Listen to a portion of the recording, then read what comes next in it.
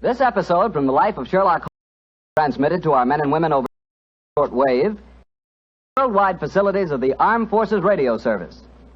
Petri Wine brings you Rathbone and Nigel Bruce in the new adventures of Sherlock Holmes.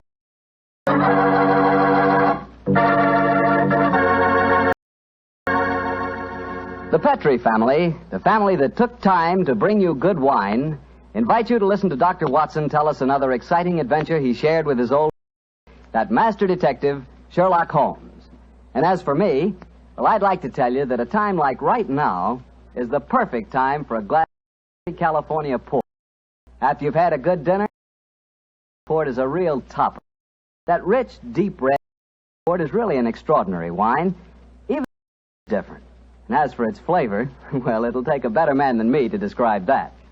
Petri Port is a hearty wine, sure, and every other quality in a good port you'll find in Petri Port, and then some. Try Petri Port by itself, or serve it with fruit, with nuts, or with cake. Share it with will you? Serve it proudly. After all, it is a Petri wine, and that name Petri is the proudest name in the history of American wines.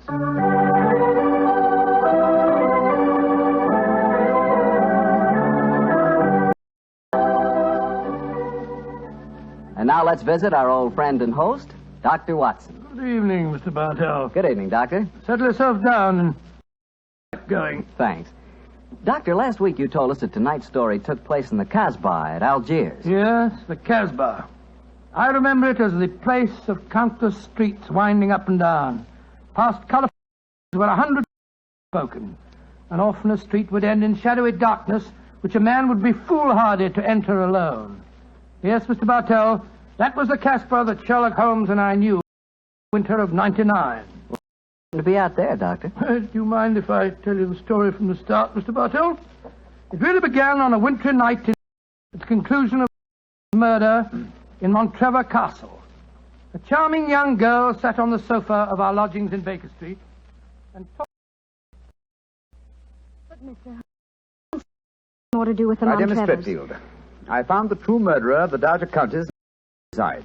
Surely the case is ended. Yes, I found the real murderer. But now I want the unfortunate young man who fled England 5 years ago when he was suspected of a... There's a new development, Miss Tretfield. Please.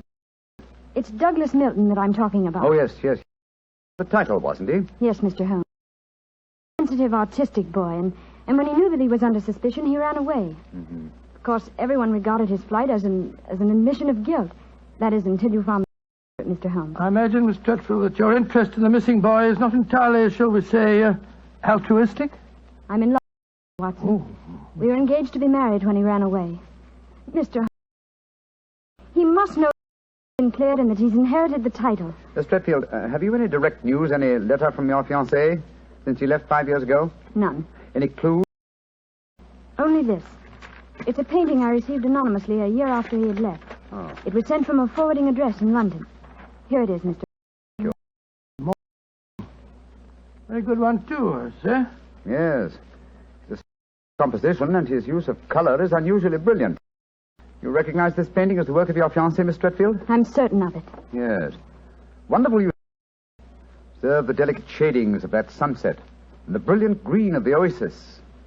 This scene is extraordinarily reminiscent of the desert in North Africa. Yes, that's what made me say I was certain he'd gone abroad, Mr. Holmes. But why North Africa? A good place, Watson, for an Englishman himself to be escaping justice. Remember, the Foreign Legion is stationed there. You think he might have joined the Legion, Mr. Holmes? Right.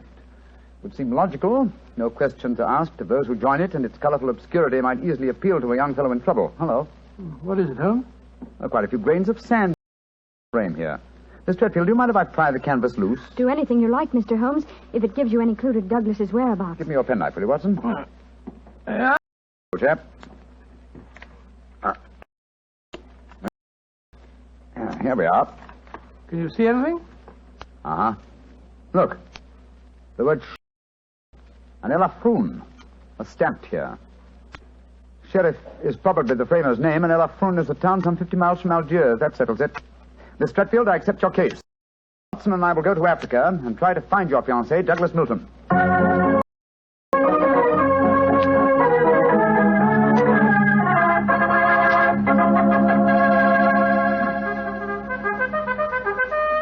Monsieur Sherlock Holmes and Dr. Watson. Of you so often, but I never thought I should see you here at the head of the Foreign Legion. What can I do for you, gentlemen? Well, Colonel Brisson, I'm trying to trace an Englishman who has been missing. I have reason to believe that he might have joined the Legion. Yeah, I shall look in my records. Let me see. For you, it would be 1895. If Sherlock Holmes is tracking him, then I suppose he was in trouble in his own country. If he was in trouble, he might easily have come to us. We ask no questions. 97, 96, 95. In that year, 3 young Englishmen joined us. One of them died of dysentery 2 years later at Raji. One of them deserted 18 months ago, and we have been unable to trace him. The third is my adjutant who brought you into my office. About 3 inches shorter than Douglas Milton, and men do not shrink, actually, Colonel. They do not, Monsieur Holmes. And the fellow who deserted must be our man. Unless it's the one who died of dysentery. Colonel de Brisson, how would you advise us to set about trying to find a deserter? Monsieur Holmes, there's only one place in Algeria can hide from the Foreign Legion and remain hidden. Oh, and what's that place? The Casbah in Algiers. Then that's our destination, Watson. Be very careful, please, gentlemen. The Casbah is a place where the law is exiled. The police have no jurisdiction there. The only rule is that of strength, violence, and threat.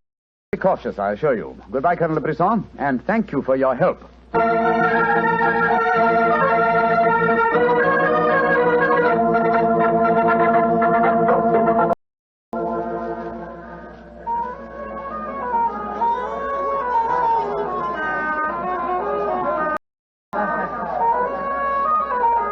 Well, I must say that I think Colonel de Brisson rather exaggerated the dangers of the Casbah. I suppose you're going to tell me this cafe is the headquarters for a dope smuggling ring or slaving or something. Its ramifications are even more extensive than those you've mentioned. You're joking, Holmes. I assure you I'm not, old fellow. What? My old friend Duhamel is chief of police. When I told him our mission, he advised me to come here. A 500-franc note, and the proprietor can obtain any and all information regarding the underworld. For as little as 200 francs, so that gives you the relative values. Good Lord, then you've already spoken to the proprietor? Oh, yes, a charming scoundrelly fellow by the name of Rafi. I gave him 500 francs and asked him to set his underworld grapevine in motion to see whether an Englishman living in hiding here in the Casbah could be found. And I thought we'd come here for a quiet meal. Let's hope he has news. Here we are, Rafi. Come and sit down, won't you? Rafi works fast, does he not, Mr. Holmes? Your friend is... My friend knows that you're working with me. We'll be found. A drink first. The tongue of Rafi is parched. Would you have me die of thirst before I give you my news? Vermouth cassis. You have news for me, then? But yes. Good, what is it? First, you will pay me more money, no? But I gave you 500 francs.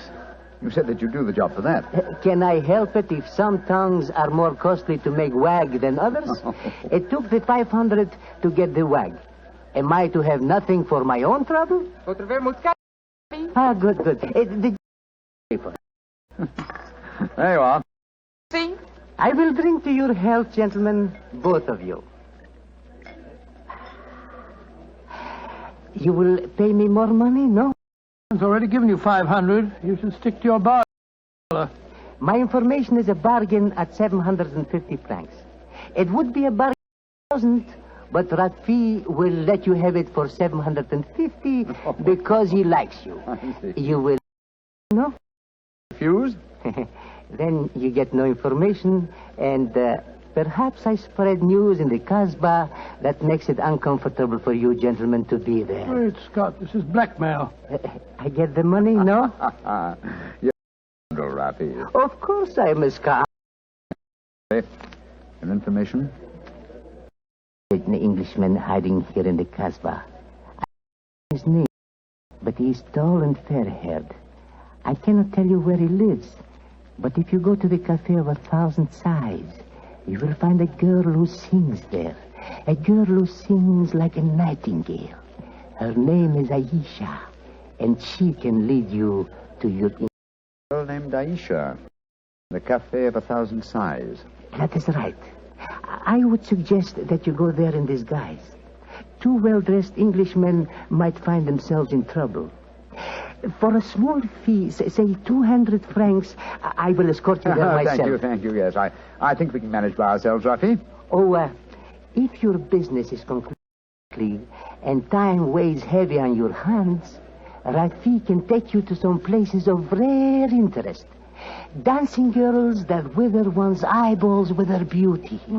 For 5 francs, gentlemen... thank you, Rafi, thank you. Weigh heavily on our hands. Good night. You work too hard, gentlemen. You should play. Good night. Well, I think that fellow's the biggest blackguard I ever met. I quite agree, old chap, but he is amusing. By the way, Holmes, don't you think that when this case is finished, we might have a time on our hands? Oh, incorrigible. But I think... Watson. What is it? The man sitting over in the corner by himself. By Joe, yes, his face. I've seen him before somewhere. Of course we have. His name is Oliver Leeming. We met him at the inquest. Sherlock case. So we did. Now, what on earth do you suppose he's doing here in the Casbah? Not on a holiday, I'm sure. Mr. Oliver Leeming, if you recall, is a cousin of Douglas Milton's. The man we're searching for.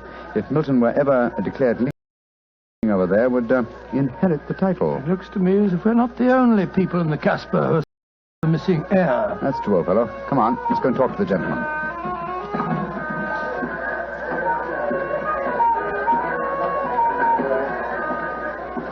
Mr. Oliver Leeming, how very odd to meet you here. Well, Sherlock Holmes and Dr. Watson, won't you sit down? Thank you. Well, it's a small place, isn't it? Or has somebody said that before? I wondered if you'd spot me over here. Are you so... Of course. You seem to be in such deep conversation with that scoundrel Rafi. I didn't like you to say... Considerate of you, I'm sure.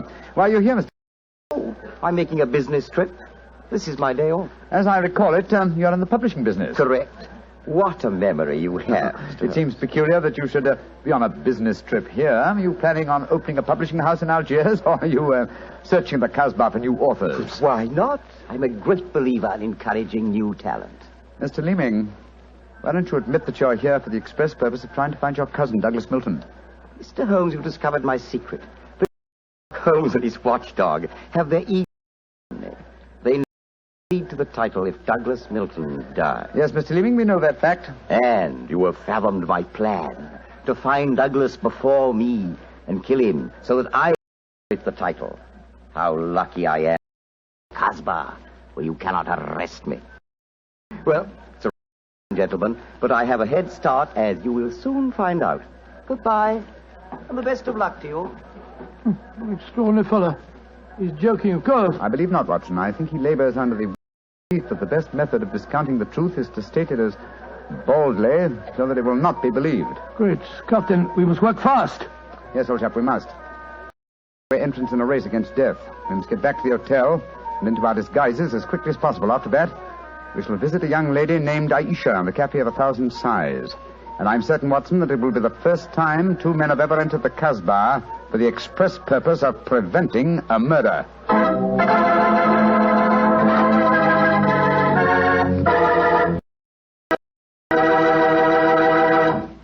We'll hear the rest of Dr. Watson's story in just about a second, which gives me time to remind you that if you like the flavor of big, plump, muscat grapes, you'll love the flavor of Petri California Muscatel.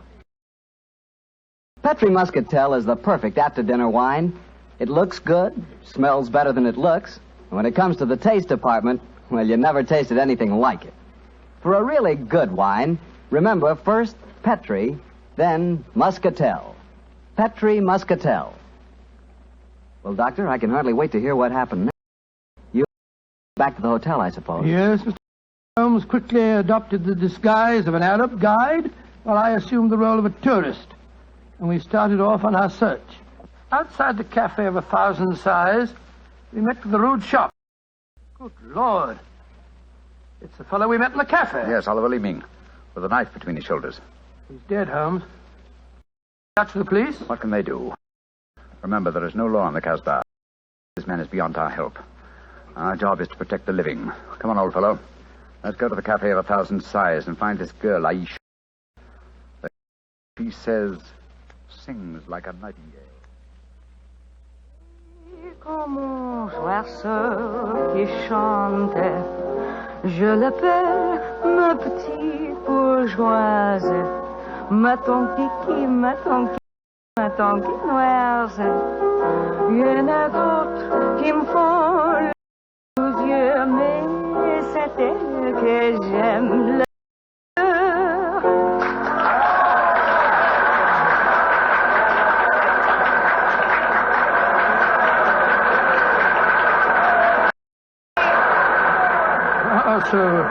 So that's the girl, Aisha. She's very beautiful. Don't forget our role of tourist and guide, old chap. Master, would Aisha? Very much indeed. I will see if it can be arranged, Master. Wait here for me, Watson. I'll see what I can do. Right you are, Holmes. Be careful now.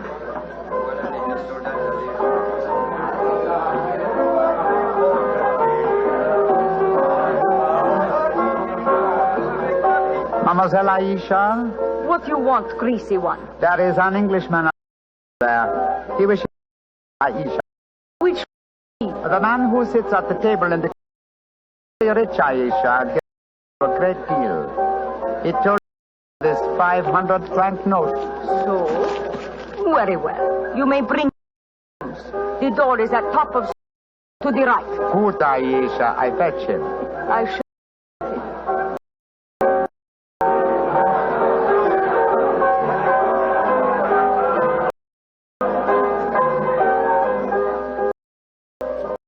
See you, Master. Follow me, please. Oh, very well. I hope you know that you're going to handle this, Holmes. Don't worry, Watson. Honesty will be the best policy. Well, I'm not so sure. This place is a thieves' kitchen if ever I saw one.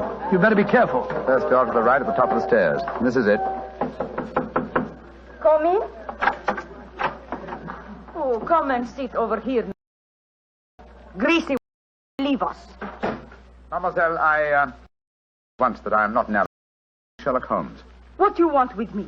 Why you trick your way in here? Don't be frightened, mademoiselle. I can explain our mission in a very few words. My friend and I have come in search of an Englishman, Douglas Milton. We have good news for him. What make you think I might know of him? A gentleman by the name of Raffi suggested that What is your good news for this Englishman? he has been cleared of suspicion of murder and that he is the rightful Earl of Montrevor. That means when he knows this, he will leave the Casbah and return to his country? Naturally, madame. I do not know this man.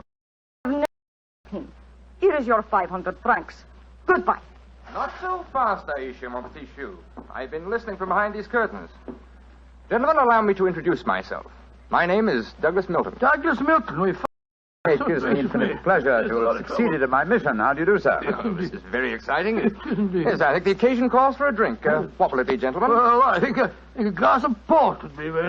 Yes, it would be the most toasting the new Earl. Splendid, splendid. Aisha, a bottle of port and some creme de menthe for me. You are not going to England. I'll never let you leave me. Oh, stop being so melodramatic, Aisha. Please bring 2 bottles and... Very well. I am sorry. Mr. Holmes, I can't tell you how I appreciate your trouble in coming all this way to find me. Well, I must tell you at once, there's one problem that makes it difficult for me to... You see, I deserted from the Foreign Legion. Yes, we know that, my boy. In fact, first got onto your trail. I shouldn't let that fact worry you, Mr. Milton. I'm certain the British consul in Algiers can arrange to have any charges dropped against a peer of the realm. Oh, well, I know. Here are the bottles. You must excuse the glass. Tumblers are hardly... Well, they won't spoil the flavor. 2 glasses of port and creme de menthe for me.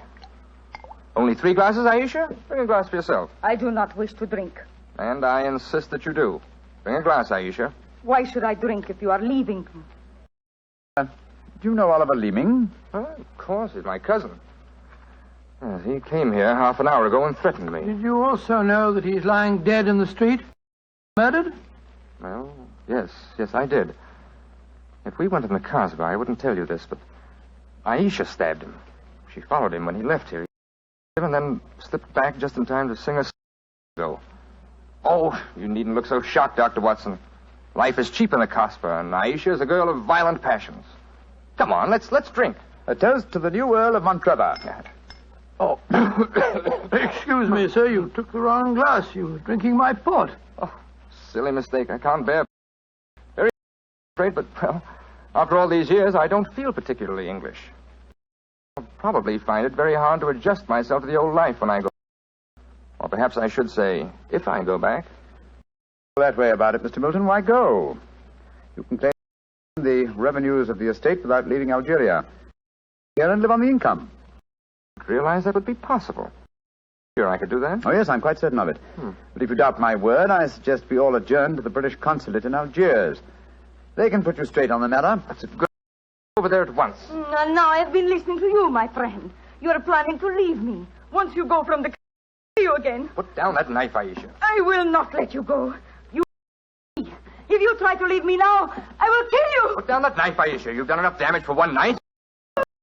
Oh, put it down. Let me go. Let me go. She twisted the knife on herself as she fell. Holmes, help me turn her over. She's dead, Mr. Milton. Poor Aisha. It's a bloody path that leads to the Montrevor title, sir. We see that the body is taken care of. Then go to the British consulate without any further delay.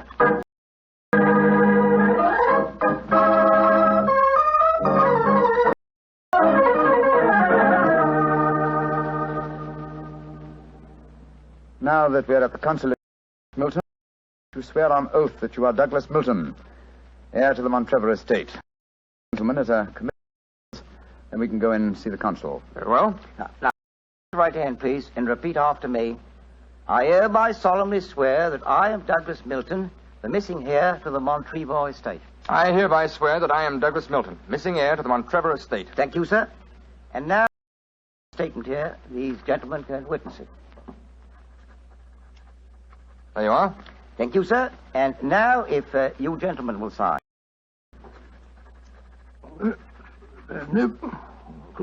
Thank you, gentlemen.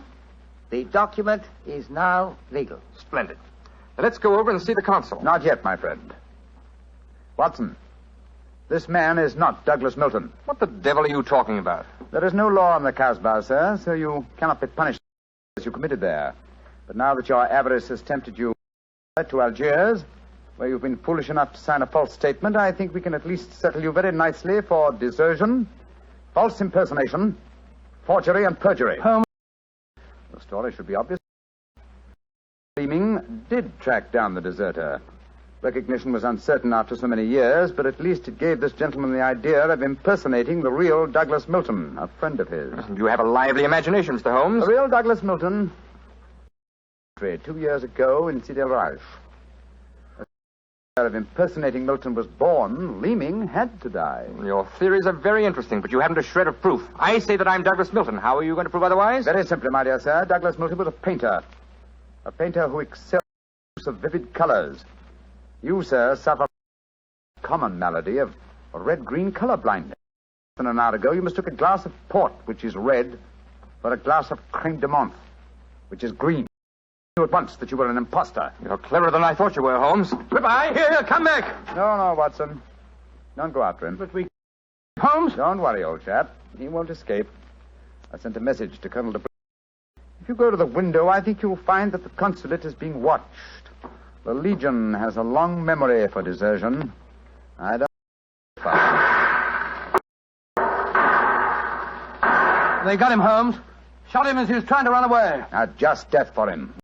Violence and treachery, Watson. It's only fitting that he should die in the same manner.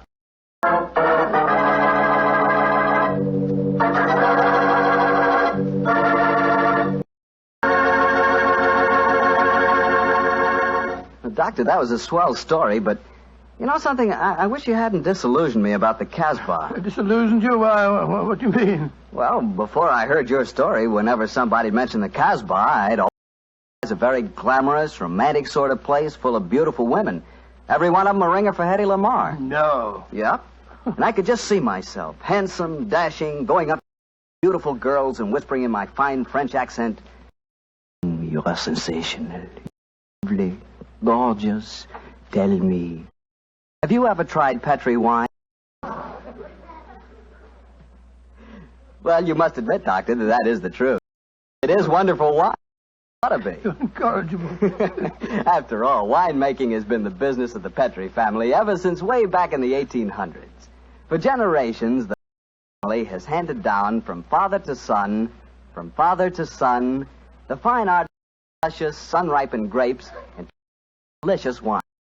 And don't forget, because the making of Petri wine is a family affair, the letters P-R-I on a bottle of wine are the personal assurance of the Petri family that every drop of wine in that is good wine.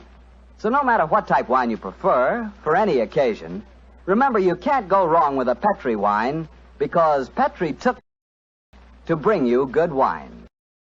Well, Doctor, now I suppose you're ready to tell us about next week. Yes, and as soon as I have, I want you to meet a friend of mine.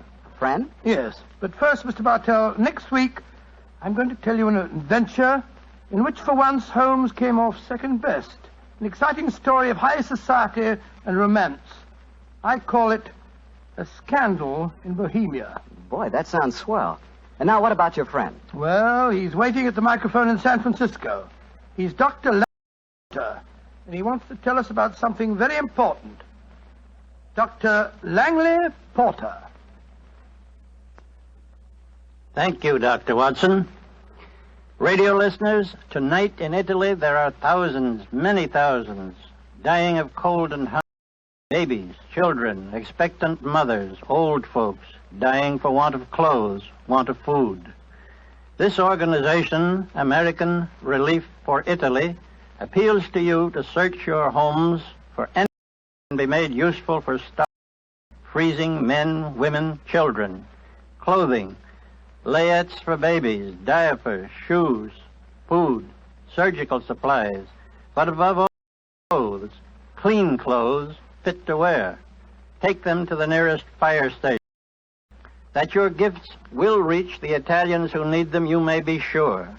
Americans of this nation will distribute the package in Italy through the Italian Red Cross, the Catholic Relief Organization, the League of Italian Women, the Confederation of Italian Labor, and the Italian government. In California, rationing has gone. Christmas comes. There, in Italy, death is on the prowl. Radio listeners, lives can be saved. It's up to you. Thank you, Dr. Langley Porter. I know listening in will do all that they can to help the organization American Relief for Italy. Tonight's Sherlock Holmes adventure Dennis Green and Anthony Boucher and was suggested by an incident in the Sir Arthur Conan Doyle story, The Crooked Man. Music is by Dean Fossler. Mr. Rathbone appears through the courtesy of Metro-Goldwyn-Mayer and Mr. Bruce through the courtesy of where they are now starring in the Sherlock Holmes series. This is the Mutual Broadcasting System.